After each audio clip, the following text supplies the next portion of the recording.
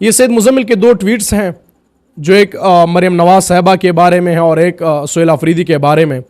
مریم نواز جب C M بنی تو انہوں نے کہا کہ یہ جمہوریت کی جیت ہے, یہ پہلی سی ایم خاتون ہے, اور انہیں تعریفوں کے پل باندھ دیے.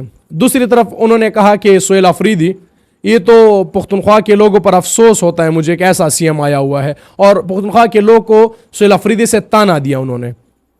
اب مسئلہ یہ کہ پاکستان میں بہت کم انٹلیکچوئلز لوگ پائے جاتے ہیں, یہاں پر انٹلیکچوئلز بنائے جاتے ہیں. اور سید مزمل نے کون سا ٹیکٹس استعمال کیا ہے, وہ یہ کہ ان کو لگا کہ خیبر پختونخوا کے لوگوں میں بھی محرومیاں ہیں, بلوچستان کے لوگوں میں بھی محرومیاں ہیں, تو کیوں نہ میں ان کا استعمال کر کے اپنی فین فالوئنگ بڑھا لوں. تو انہوں نے پچھلے 3-4 سالوں میں صرف ان چیزوں پر بات کی ہے جو صرف جذبات رکھتے ہیں, اور ایسی جذباتی بیانات سے لوگ ان کے ساتھ جڑنے لگے. چونکہ ہمارے معاشرے کا بھی یہ مسئلہ ہے کہ وہ جذبات کو ترجیح دیتے ہیں دلیل کے بجائے, وہ دلیل والے کو نہیں سنتے, وہ جو جذبات سے بات کرے, جو ان کے حق میں بات کرے, وہ ان کے ساتھ جڑنے لگتے ہیں. تو بلوچوں کے حق میں بات کی, پشتونوں کے حق میں بات کی, اور جذباتی بیانات دیے, جذباتی ویڈیوز ریکارڈ کروائیں, اور ایک فین فالوئنگ ان کے بن گئی. لوگ ان کے پیچھے چلنے لگے, ان کو سننے لگے. تو پھر جنہوں نے ان کو بنایا, اس مقام پر پہنچایا, اس کو ایک سپیس دی اس سوسائٹی کے اندر, انہوں نے کہا کیا فین فالوئنگ بن گئی, اب مارکیٹنگ بن گئی, اب آڈینس بن گئی, اب لوگ ان کو سنیں گے, تو اب ہم اس سے اپنی مرضی کا کام نکلوائیں. تو پچھلے 2 سالوں سے یہ کسی اور کے کہنے پر کام کر رہے ہیں, کسی اور کے کہنے پر بیانات دے رہے ہیں, اور بڑی بری طریقے سے ایکسپوز ہوئے ہیں یہ شخص. ایک سیمینار میں ہم بیٹھے تھے تو میں نے سوال کیا کہ مزمل صاحب, باعث صحافت یہ نہیں ہے کہ آپ کسی کے حق میں بات کریں تو اس نے آپ کو پیسے دیے ہوئے ہیں, اگر آپ کسی اور پارٹی کی زیادہ مخالفت بھی کرتے ہیں تو یہ بھی باعث صحافت ہے. اور جب میں آپ کی 1-2 سال کی ویڈیوز دیکھتا ہوں تو ساری videos anti P T I کی مخالفت میں ہے. اگر انہوں نے کچھ اچھا کیا تب بھی مخالفت, اگر انہوں نے کچھ ٹھیک کیا تب بھی مخالفت, تو یہ بھی باعث صحافت ہے. تو ان کے پاس کوئی جواب نہیں تھا, تو انہوں نے مجھے برے حال کے اندر کہہ دیا کہ آپ یوتیا ہیں. انہیں نہیں دیکھا کہ نوجوان کہاں سے آیا ہوا ہے, اس کے سوال میں کوئی لاجک ہے بھی یا نہیں, یہ مجھ پہ کیا الزام لگانا چاہ رہا ہے, اور یہ الزام کیا سچ ہے بھی نہیں, کسی چیز کو انہوں نے نہیں دیکھا, بس ڈائریکٹ کہہ دیا آپ یوتیا ہیں.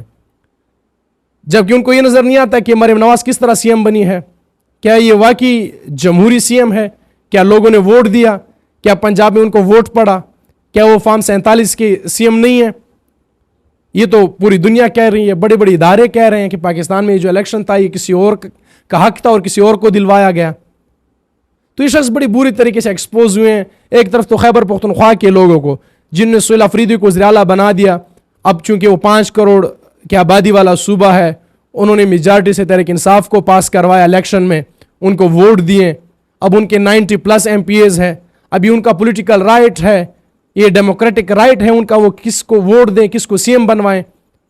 لیکن یہ ان پہ افسوس آپ کو لگ رہا ہے کہ سہیل آفریدی جو اسٹوڈنٹ پالیٹکس ہیں, ضلعی صدر, صوبائی صدر, انہوں نے 14-15 سال پالیٹکس میں گزاری ہیں, احتجاج کیے ہیں, جیل کاٹی ہے, عملی سیاست میں انہوں نے شمولیت اختیار کی ہے, 24 کا الیکشن لڑا, پورے پروسیجر سے ہو کر گزرے ہیں, وہ ساری چیزیں ایک طرف.